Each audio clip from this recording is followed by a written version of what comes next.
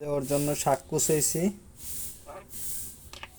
এই যে শাক খাওয়া, দেখেন শাক খাওয়ার জন্য খুব তাড়া দিচ্ছে, শাক খাইবে।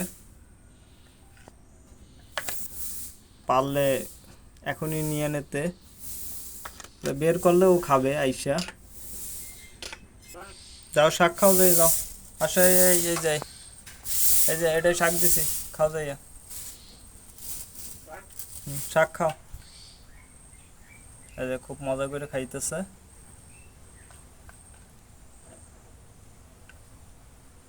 আপনারা আপনাকে পাখিরে শাক দিবেন।